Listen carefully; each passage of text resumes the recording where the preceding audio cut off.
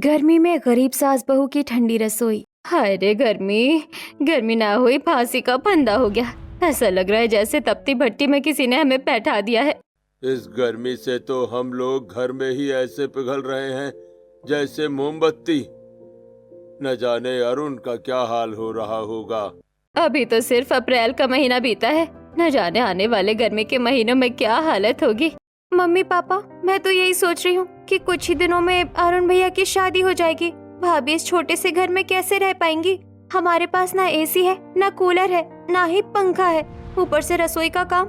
भाभी तो परेशान हो जाएंगी। प्रीति बेटी, बात तो 16 आने सच कह रही हो, पर हमारे घर में ऐसी बहू आ रही है जो संस्कारी है, सुलझी हुई है, कमियां निकालना नहीं जानती। जी बिल्कुल ठीक कह रहे हैं आप, वरना आजकल कौन लड़की ऐसे हालत में शादी करती है। हमारी होने वाली बहू ने बैंक बैलेंस नहीं, हमारा दिल देखकर हाँ की है। सही कह रही हो शारदा, मुझे तो भरोसा है कि हमारी बहू कलेश नहीं करेगी, बल्कि वो हमारी परेशानियां कम करेगी। भगवान करे आपके मुंह में घी शक्कर। अब आप लोग बैठिए, अरुण के आने का समय हो गया है। मैं खाना बना देती हूँ, बेचारा गर्मी से थका हारा आएगा। शारदा अपनी छोटी सी रसोई में आती है जहाँ मिट्टी का छोटा चूल्हा रखा होता है। शारदा चूल्हे में लकड़ियाँ लगाकर आग जलाती है और हांडी में चावल चढ़ाती है। चूल्हे की आंच से शारदा पसीने से तरबतर हो जाती है। इस चूल्हे के सामने बैठने से ही सिर घूमने लगता है। इस गर्मी में रसोई में काम करना मुश्किल होता जा रहा है। हे भगवान, हम गरीबों की मदद करना। शारदा गर्मी में परेशान रसोई में खाना बनाती है। अरुण पसीने में भीगा हुआ घर आता है, हाथ मुंह धोकर पूरे परिवार के साथ बैठकर खाना खाने लगता है। ऐसे ही गरीब परिवार के दिन गुजरते रहते हैं और शादी की तारीख आ जाती है, जहां शादी करके अरुण और शिवानी अपने माता पिता का आशीर्वाद लेकर अपने ससुराल रवाना हो जाते हैं। जहां चौखट के बाहर अरुण और शिवानी खड़े होते हैं, शारदा हाथों में आरती की थाली लिए खड़ी होती है। रात का समय है, फिर भी इतनी गर्मी क्यों है?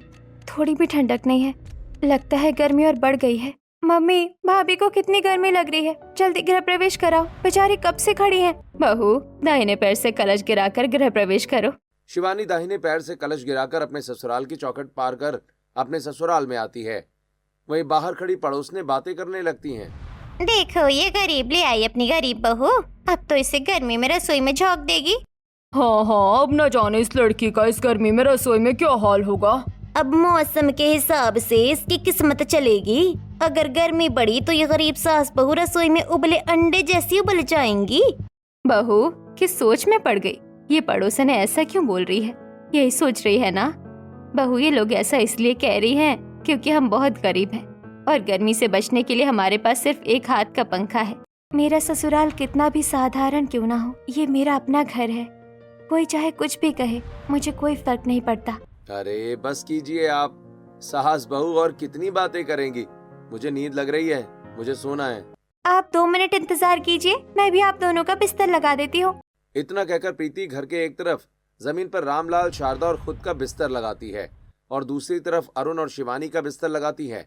जिसके बाद अरुण और शिवानी अपने बिस्तर पर लेट जाते हैं। गर्मी तो अभी भी बहुत ज्यादा है, रात में तो कम से कम थोड़ी ठंडक होनी चाहिए थी। अपने ससुराल की पहली रात को देखते शिवानी की आंखें भारी हो जाती हैं और शिवानी सो जाती है। इसी तरह रात बीतती है, जहां अगली सुबह, मम्मी जल्दी नाश्ता दो, बहुत भूख लगी है। अरे पागल, मुझसे क्यों खाना मांग रहा है? अब तेरी बीवी आ गई है, अपनी बीवी से खाना मांग। भैया, आज भाभी की पहली रसोई है, आज भाभी के हाथ का नाश्ता मिलेगा। शिवानी, तुम्हें जो भी बनाना है जल्दी बनाओ, बहुत भूख लगी है यार। हाँ हाँ, बस मैं खाना बनाने ही जा रही हूँ मम्मी जी। आप बस मुझे बता दीजिए कि रसोई में क्या है क्या नहीं, उसी हिसाब से मैं खाना बनाऊंगी। बहू, रसोई में तो खाने पीने की सारी चीजें हैं। हम गरीब जरूर हैं, पर तेरा पति हमें कभी भूखा नहीं सोने देता है। इतनी मेहनत वो करता है कि चाहे गर्मी हो या कोई भी परेशानी, हमारे घर में कभी खाने की कमी नहीं होती। बहू, तू रसोई में जा और अपने हिसाब से चीजें संभाल ले और जो अच्छा लगे वो बना ले। ठीक है पापा जी, आप मुझे थोड़ा सा समय दीजिए, मैं अभी खाना बनाकर परोसती हूँ। इतना कहकर शिवानी रसोई में आती है और मिट्टी के चूल्हे में लकड़ियां लगाकर चूल्हा जलाती है। चूल्हे की आंच और धुएं से रसोई और भी गर्म हो जाती है और शिवानी का चेहरा पसीने से भर जाता है। अभी तो मैंने खाना बनाना शुरू ही किया है, इतनी गर्मी है कि हालत खराब हो रही है। इतना पसीना है भगवान। पसीना पोंछते हुए शिवानी किसी तरह अपनी पहली रसोई पूरी करती है और गर्मा गर्म खाना घर वालों को परोसती है। सभी के चेहरे पसीने से भीगे होते हैं और सब खाना शुरू कर देते हैं। भाभी बहुत टेस्टी खाना बनाया है आपने। ननन जी, आप लोगों को इतना पसीना क्यों आ रहा है? भाभी अभी घर में चूल्हा जला था ना, चूल्हे की आग की वजह से हमें पसीना आ रहा है, ऊपर से गरम गरम खाना। बहू, तुमने खाना बहुत टेस्टी बनाया है। मुझे तुम्हारे हाथ का स्वाद भाई बहुत अच्छा लगा। बस इस पसीने की वजह से हम सही से खाने का मजा नहीं उठा पा रहे हैं। बहू तू दिल छोटा मत कर, तेरी पहली रसोई की रस्म अच्छे से पूरी हो गई। मैंने इतनी मेहनत से गर्मी में रसोई बनाई, पर इस गर्मी की वजह से मेरे ससुराल वाले मेरी पहली रसोई भी सही से नहीं खा पा रहे हैं। न जाने आगे के दिन कैसे बीतेंगे। ऐसे ही शिवानी की पहली रसोई पूरी होती है। शिवानी अपने ससुराल में घुलने मिलने लगती है और ऐसे ही कुछ दिन बीत जाते हैं, जहाँ एक दिन दोपहर के वक्त। दोपहर हो गई है, सभी को भूख लगी होगी। अगर घर में चूल्हा जलाया तो हमेशा की तरह सबको गर्मी लगेगी। सब पहले ही गर्मी से परेशान है। ऐसा करती हूँ, आज रसोई बाहर बनाती हूँ। इतना कहकर शिवानी खाना बनाने का सारा सामान लेकर अपने घर के बाहर आती है और तेज धूप में मिट्टी का चूल्हा बनाकर खाना बनाने लगती है। थोड़ी देर में शिवानी का पूरा शरीर और कपड़े पसीने से भीग जाते हैं। तभी शारदा हाथ का पंखा लेकर आती है और शिवानी को हवा करने लगती है। मम्मी जी, आप क्या कर रही हैं? आपको मुझे हवा करने की जरूरत नहीं है।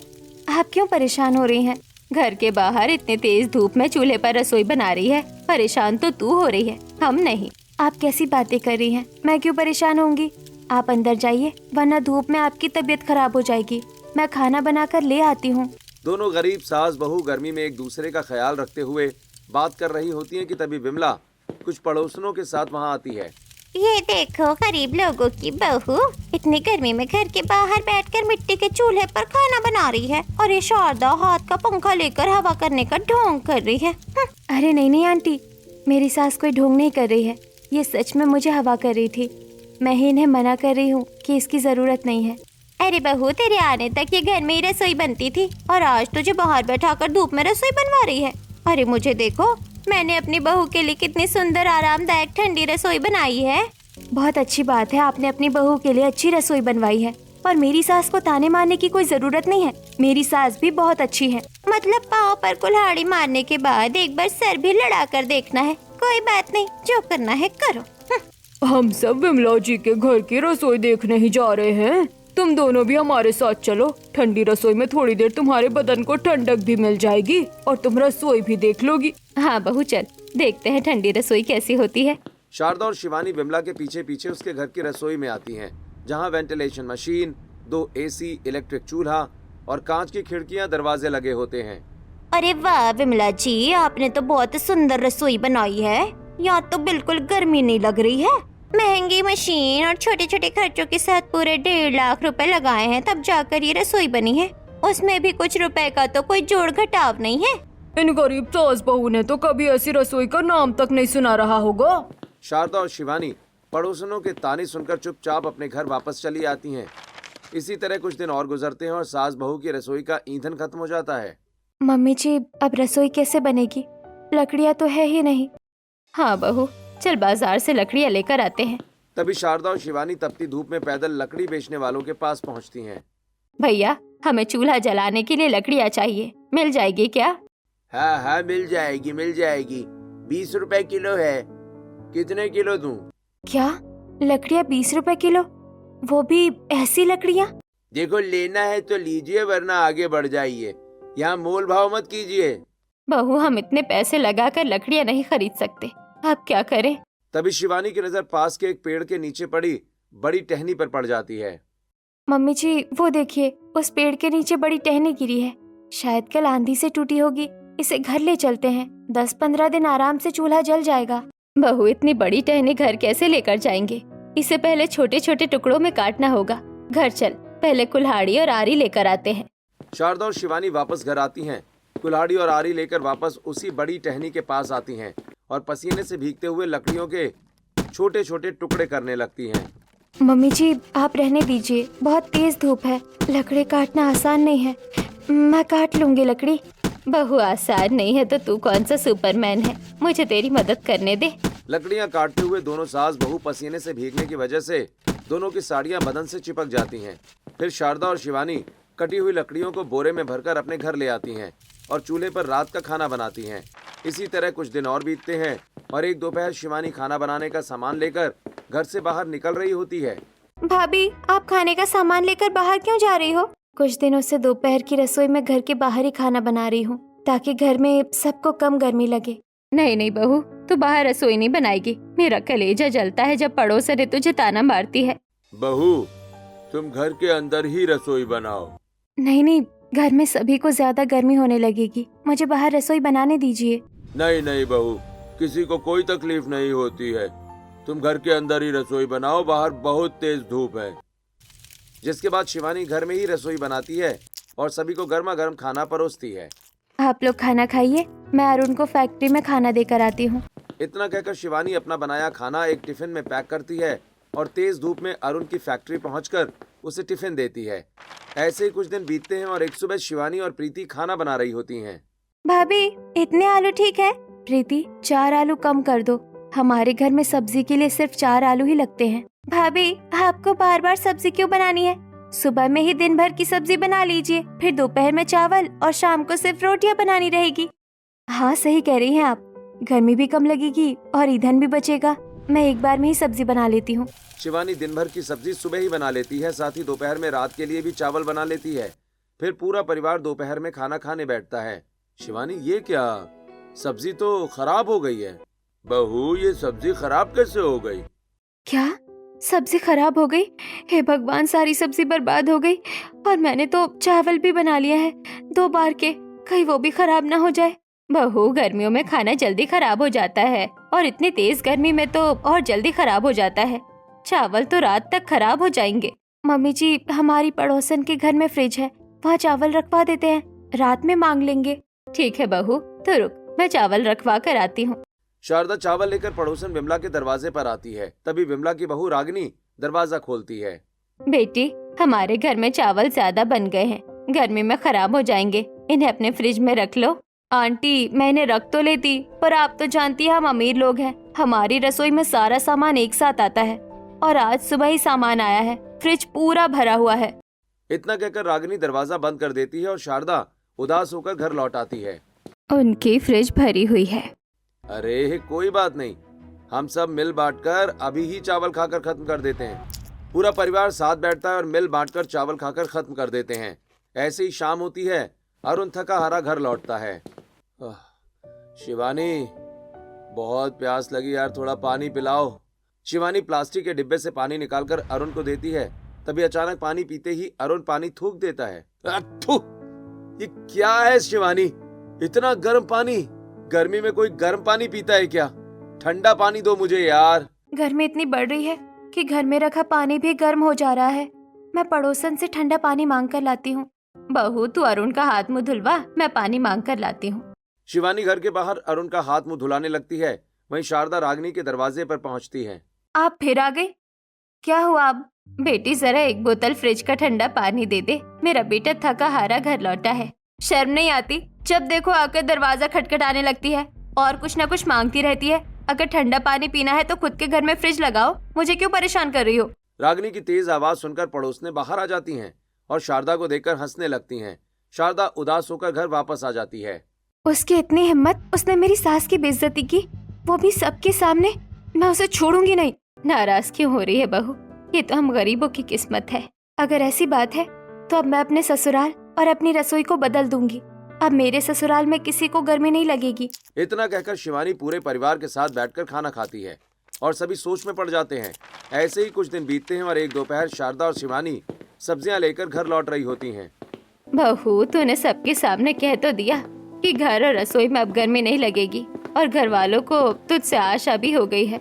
तूने कुछ सोचा है क्या करेगी? नहीं मम्मी जी, अभी तो मुझे कोई आइडिया नहीं आया है। शारदा और शिवानी मुंह लटकाकर आगे बढ़ने लगती हैं। तभी दोनों एक इलेक्ट्रिकल मिस्त्री की दुकान के पास से गुजरती हैं, जहां एक आदमी कूलर बनवाने आया होता है। अरे भैया, आप चाहे कूलर को जितना साफ कर लो, जब तक नया ग्रास पैड नहीं लगवाओगे तब तक कूलर ठंडी हवा नहीं देगा। कूलर में इन ग्रास पैड पर पानी पड़ता तभी ठंडी हवा आती है। इन्हें बदलवाना पड़ेगा भैया। मम्मी जी, सुना आपने? ग्रास बेड से कूलर में ठंडी हवा आती है। अगर हम भी अपनी खिड़कियों पर ऐसी घास लगा दे और उन्हें भिगो दे तो हमारे घर में भी ठंडी हवा आएगी। बहू, ये कूलर के ग्रास बेड बहुत महंगे आते होंगे, हमारे पास इतने पैसे कहाँ है? मम्मी जी, हम ये खरीदेंगे नहीं, हम जंगल से असली घास लेकर खुद बनाएंगे, वो भी फ्री में। वो फ्री भी होगी और ज्यादा अच्छी भी होगी। तभी शारदा और शिवानी जंगल पहुंचती हैं और ढेर सारी हरी घास और कुछ लंबी लकड़ियां लेकर घर लौटती हैं। बहू, अब तो इन्हें कैसे इस्तेमाल करेगी? मम्मी जी, ये जो लंबी लकड़ियां हैं, इन्हें हम खिड़की के फ्रेम जैसा बनाएंगे और धागों से जाली बनाकर इन पर भीगी घास लगा देंगे और फिर इन्हें खिड़कियों में टांग देंगे। इससे बाहर की गर्म हवा ठंडी होकर घर में आएगी।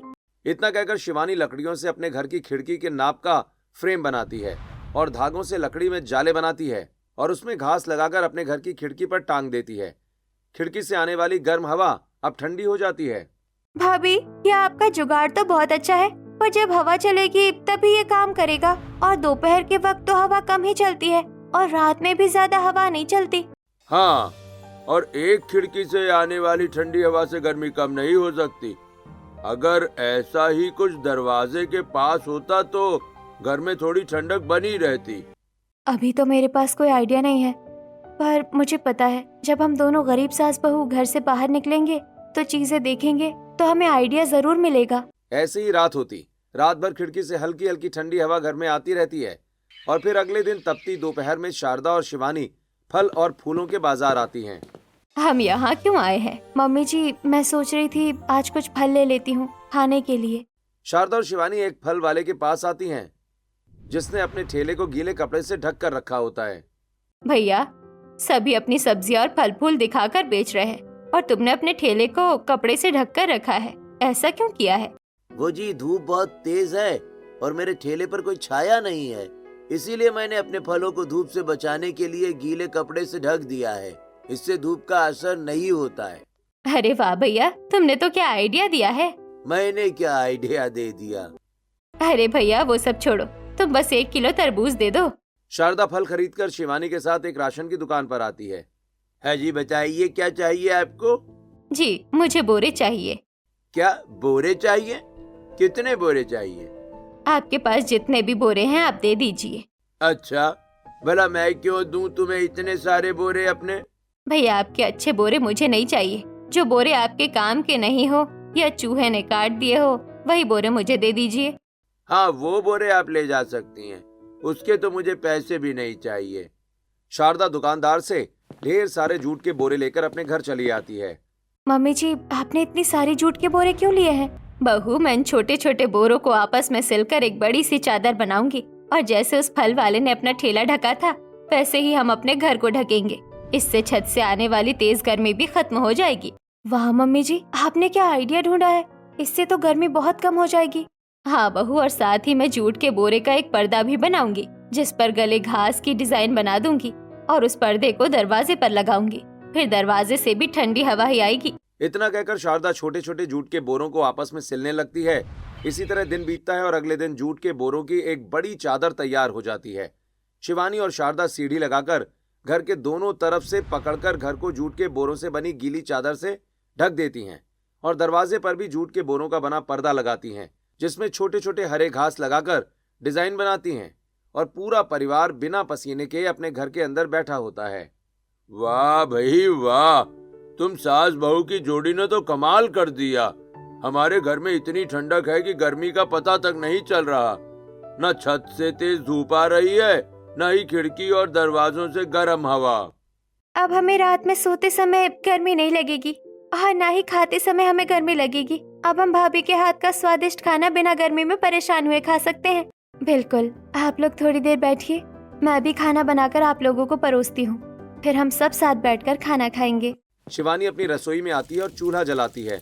चूल्हा जलाते ही चूल्हे की आंच से पूरी रसोई गर्म हो जाती है और शिवानी के साथ घर के लोगों को भी गर्मी लगने लगती है। पूरा घर कितना ठंडा था और ये चूल्हा जलाते ही पूरा घर गर्मी से भर गया है। घर चाहे जितना ठंडा हो जाए, पर अगर घर के अंदर ही चूल्हा जलेगा तो उसकी गर्म आंच और धुएं से घर तो गर्म हो ही जाएगा।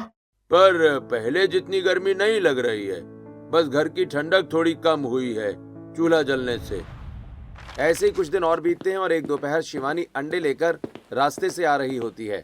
तभी एक अंडा जमीन पर गिरता है, उसका ऑमलेट बन जाता है।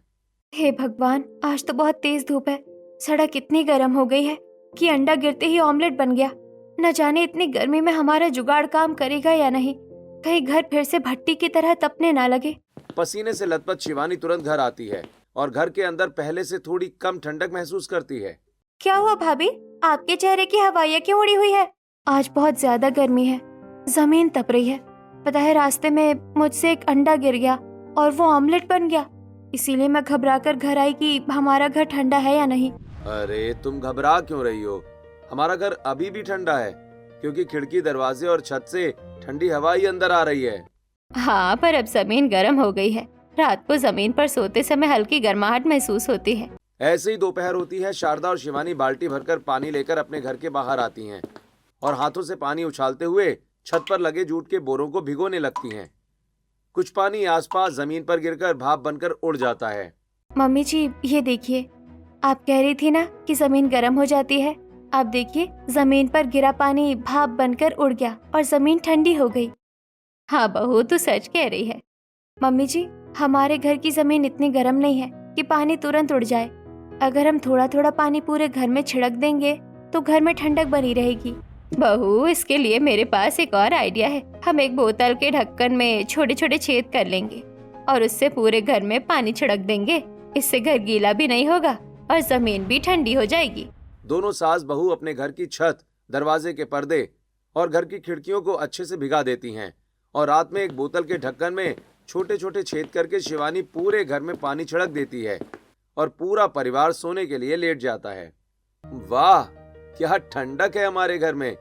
इसके सामने तो सब एसी विदेशी फेल हैं।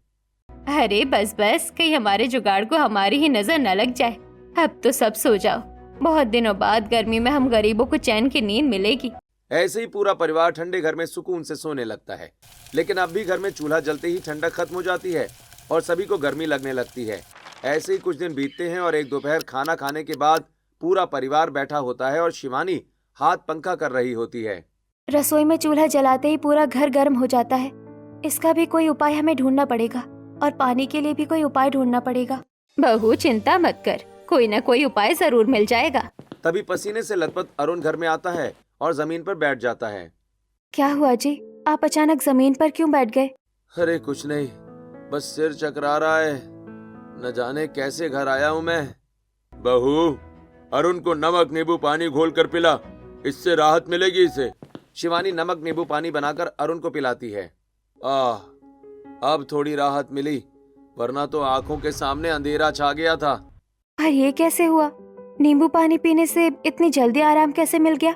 बहू, क्योंकि नमक नींबू पानी की तासीर ठंडी होती है और ठंडे तासीर की चीज शरीर को अंदर से ठंडक देती है। पापा जी, इसका मतलब अगर हम खाने में ठंडी तासीर की चीज बनाए तो रसोई से हमारे घर की ठंड खत्म नहीं होगी। हाँ बहू, आज से दोपहर में ठंडे तासीर का खाना ही बनाना। हाँ बहू, चावल, दही, दूध, छाछ, सत्तू, इन सब की तासीर ठंडी होती है। अगले दिन शारदा और शिवानी बाजार जाती हैं और ठंडे तासीर का खाना खरीदकर घर लौटने लगती हैं। तभी उनकी नजर मिट्टी के मटके बेचने वाले पर पड़ती है। अरे बहू, देख मेरी याददाश्त कितनी कमजोर है। इतने दिनों से हम गर्म पानी पी रहे हैं। मैं तो भूल ही गई थी कि घड़े से ठंडा पानी मिल सकता है। मम्मी जी, हम घर पहुंचकर मिट्टी का घड़ा बनाएंगे। शारदा और शिवानी ठंडे तासीर का खाना लेकर घर आती हैं और घर के बाहर मिट्टी का घड़ा बनाने लगती हैं। साथ ही छोटे छोटे मटके भी बनाती हैं और 4 ईंटों और गीली रेत पर घड़ा रखकर उसे गीले कपड़े से ढक देती हैं। भाभी, ये घड़ा रखा है, इससे ठंडा पानी मिलेगा। पर ये मटके किस लिए बनाए हैं? जिस तरह मिट्टी के घड़े में पानी ठंडा रहता है, उसी तरह मिट्टी के मटकों में खाना भी ठंडा रहेगा और खराब नहीं होगा। हम चावल, दाल, सब्जी मिट्टी के मटकों में ही रखेंगे, इससे वो खराब नहीं होंगे। शिवानी सुबह की ठंडक में पूरे दिन का चावल बनाकर मिट्टी के मटके में रख देती है और दोपहर के वक्त पूरा परिवार दही चावल खाता है और रात में इडली और छाछ खाता है। अब तो खाते वक्त भी गर्मी नहीं लग रही है। अब चाहे जितनी भी गर्मी आए, हमें अपने घर में राहत ही मिलेगी। ऐसे ही अब शारदा और शिवानी गर्मियों में भी अपनी ठंडी रसोई में सुकून से जीवन बिताती हैं। तभी एक दिन जहां गरीब परिवार अपने जुगाड़ू ठंडी रसोई में गर्मी का आनंद ले रहा होता है, तो वहीं पड़ोसन रागिनी की रसोई में वेंटिलेशन मशीन गर्म धुआं फेंक रही होती है और अचानक फट जाती है और पूरी रसोई में आग लग जाती है, जिसे देख सभी लोग हड़बड़ाकर अपने घरों से बाहर आ जाते हैं। अरे वो रागिनी और विमला की रसोई में आग लग गई है और रागिनी रसोई में फंसी चिल्ला रही है। ये सुनते ही शिवानी अपने दरवाजे पर टंगे पर्दे को निकालती है और तुरंत रागिनी की खिड़की से अंदर जाती है। रागिनी को पर्दे से ढककर बाहर लेकर आती है। फिर शारदा और पड़ोसियों के साथ रागिनी की रसोई में लगी आग को बुझाती है। थैंक यू शिवानी, तुमने मुझे बचा लिया, वरना मैं तो अपनी ही रसोई में जल जाती। हम तुम्हारी तरह अमीर नहीं है कि दूसरों को ताने मारे, हमें मदद करना भी आता है। बहू शारदा, हमें माफ कर दो। हम अमीरी के नशे में तुम्हारी बेइज्जती करते थे, पर असल में तुम्हारी रसोई हमारी रसोई से बहुत अच्छी है। यहाँ ना आग लगने का खतरा है और ना ही बिजली का बिल आता है। हम तो अपना बिजली का बिल नहीं भर पा रहे थे, इसलिए अपनी रसोई का इंटीरियर 10,000 में बेच रहे थे। हमें नहीं खरीदना तुम्हारी रसोई, हमें नहीं चाहिए कोई महंगी टेक्नोलॉजी। हमें तो शारदा और उसकी बहू की रसोई का ही आइडिया चाहिए। शारदा, तुम अपनी रसोई के साथ हम सभी पड़ोसनों की रसोई को भी ठंडा बनाओ। फीस में हम तुम्हें 5,000 रुपए दे देंगे। अपने आसपास के लोगों की बात सुनकर दोनों सास बहू को एक आइडिया आता है और फिर दोनों गरीब सास बहू अपनी पड़ोसियों की रसोई को भी अपनी तरह ठंडा बनाती हैं और पड़ोसियों से मिले हुए पैसों से आइसक्रीम बेचने का सीजनल बिजनेस शुरू करती हैं।